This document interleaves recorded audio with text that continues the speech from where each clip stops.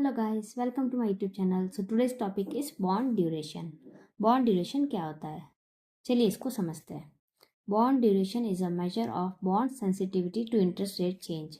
Bond duration क्या है कि इंटरेस्ट रेट में चेंज आने से जो है वो बॉन्ड के ऊपर क्या इफेक्ट पड़ता है। The longer the duration the greater the impact on the bonds price. जितना ज़्यादा ड्यूरेशन रहेगा, ड्यूरेशन मीन्स टाइम पीरियड जो है वो रहेगा बॉन्ड का, उतना ही ज़्यादा जो वो है बॉन्ड की प्राइस पे जो है इम्पैक्ट पड़ेगा। तो इसको जो है वो इजी वे में समझते हैं कि एवरेज टाइम जो है वो कितना लगता है बॉन्ड के कैश फ्लो को रिसीव करने में। किसी भी इन्वेस्टर ने जो वो है बॉन्ड खरीदा तो उसको जो है उसका मैच्योरिटी का जो अमाउंट है वो कितने टाइम पीरियड में मिलेगा उसको विथ इंटरेस्ट। ठीक है, तो ये जो है वो simple meaning of bond duration. इसके अंदर क्या आता है कि लो ड्यूरेशन मीन्स लेस रिस्क रहता है, स्मॉल प्राइस चेंज। लो ड्यूरेशन मीन्स अगर कम टाइम पीरियड है बॉन्ड का तो उसमें कम रिस्क रहेगा और प्राइस भी जो वो है कम ही चेंज होगा, स्मॉल यूनिट में चेंज होगा। पर अगर उसका जो है वो हाई ड्यूरेशन है, अगर जो बॉन्ड लिया है हमने वो 2 साल से मतलब 3-4 साल 5 साल उतने साल का है, तो उसमें ज़्यादा रिस्क रहता है और ज़्यादा जो है वो प्राइस चेंज हो जाता है, larger amount of price will change. Okay, so उसको एग्जाम्पल के थ्रू समझते हैं। बॉन्ड ए है उसका, जिसका ड्यूरेशन जो है वो 2 साल का है, और बॉन्ड बी है उसका ड्यूरेशन है 8 साल का।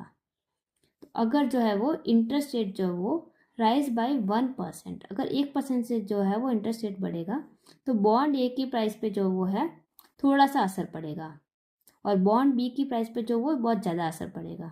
क्यों? क्योंकि उसका ड्यूरेशन जो है वो 8 साल के लिए है, बहुत हायर पीरियड के लिए। ठीक है, so higher duration is equals to higher interest rate risk.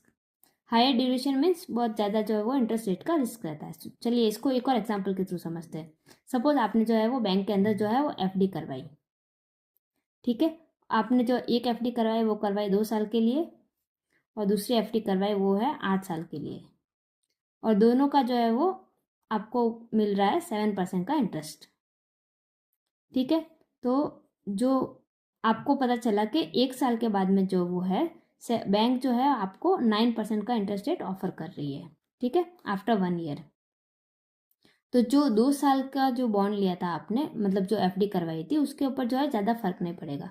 But जो आपने 8 साल की बॉन्ड मतलब जो एफडी करवाई थी उसके ऊपर बहुत ज़्यादा फर्क पड़ेगा। क्यों? क्योंकि जो आपका जो अमाउंट जो वो एफडी में पड़ा है वो बहुत ज़्यादा पीरियड के लिए जो है वो है लॉक हो जाएगा, और आपको जो है जहाँ पे आपको मतलब 9% का इंटरेस्ट रेट मिलना चाहिए था वहाँ पे आपको जो है सिर्फ 7% का इंटरेस्ट रेट मिलेगा।